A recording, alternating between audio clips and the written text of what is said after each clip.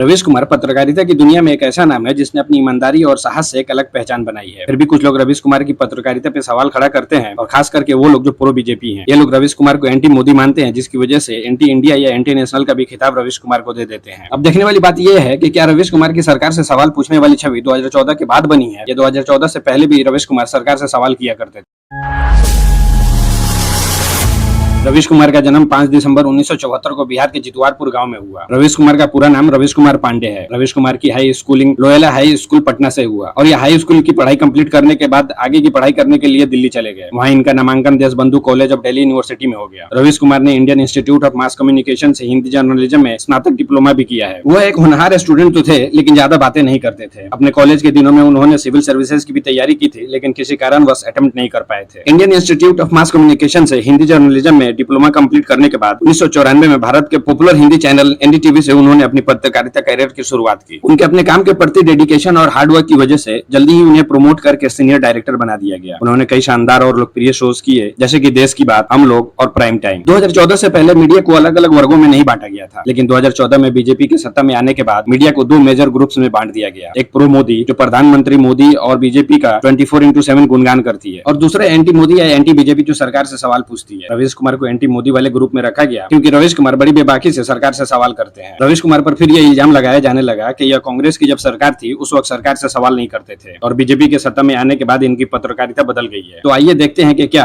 2014 से पहले रवीश कुमार 2014 के बाद जैसे सरकार से सवाल पूछते हैं वैसे ही सवाल पूछते थे, या यह प्रो कांग्रेस थे और सरकार की 24 घंटे गुणगान करते थे। अगर हम 2014 से पहले रवीश कुमार की पत्रकारिता पर नजर डालें तो पाते हैं कि कांग्रेस के सरकार के दौरान भी रवीश कुमार सरकार से लगातार सवाल करते रहे। यह क्लिप देखिए जिसमें रवीश कुमार मनमोहन सिंह के सरकार में 9 साल पूरा होने पे उनके कामकाज पे सवाल उठाते नजर आ रहे हैं।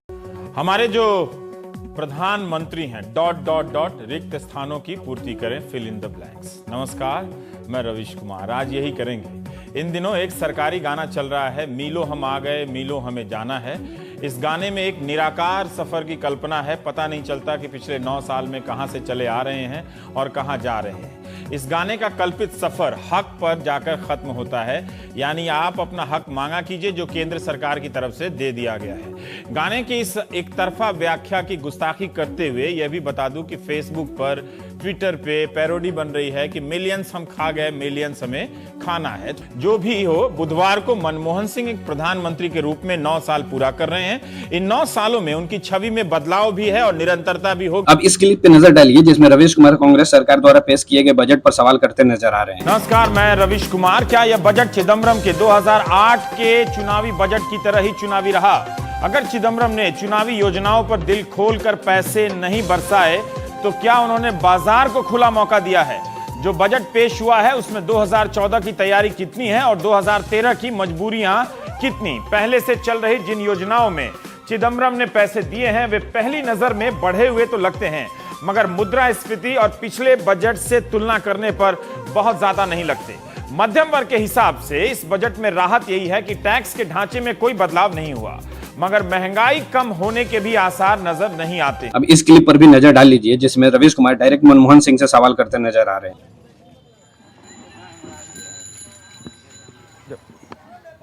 जब सैकड़ों लोगों के लिए एक खंबा सड़क है तो सड़क क्यों बना रहे हैं? Please tell Manmohan Singh to watch Ravish की रिपोर्ट। इंग्लिश में वैसे भी इंडिया डेवलप्ड लगता है, राइट?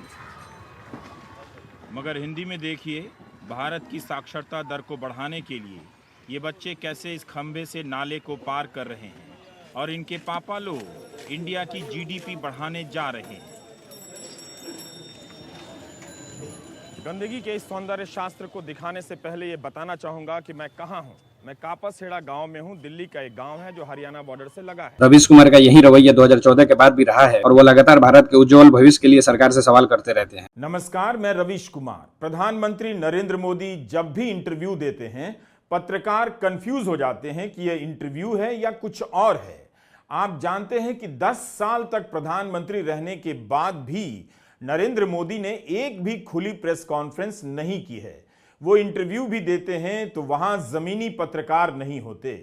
रवीश कुमार ने पत्रकारिता की दुनिया में एक अलग पहचान बनाई है और न सिर्फ पहचान बनाई है बल्कि पत्रकारिता को एक नई दिशा भी दी है। पत्रकारिता में उनके योगदान को देखते हुए उन्हें कई अवार्ड्स भी सम्मानित किया गया है, जैसे 2013 में Ramnath Goenka excellence in journalism award, 2014 में गणेश शंकर विद्यार्थी award for Hindi journalism and creative literature, 2016 में द इंडियन एक्सप्रेस ने रवीश कुमार को 100 मोस्ट इन्फ्लुएंशियल इंडियंस की लिस्ट में जगह दी, 2017 में फिर से Ramnath Goenka excellence in journalism award, Kuldip Nayar journalism award, 2019 में गौरी लंकेश अवार्ड और जर्नलिज्म की दुनिया का Nobel prize Ramon Magsaysay award, 2023 में honorary title for freedom of expression award. 30 नवंबर 2022 तो रवीश कुमार ने लगभग 28 साल तक एनडीटीवी में काम करने के बाद गौतम अडानी द्वारा एनडीटीवी को टेक ओवर कर लेने की वजह से रिजाइन कर दिया और यूट्यूब पे रवीश कुमार ऑफिशियल नाम से चैनल शुरू किया और आज इस पे 1 करोड़ से ज्यादा सब्सक्राइबर्स हैं। देश के लिए कांग्रेस अच्छा है या बीजेपी, यह एक अलग बहस है, लेकिन रवीश कुमार जैसे पत्रकार भारत के लिए बहुत जरूरी हैं।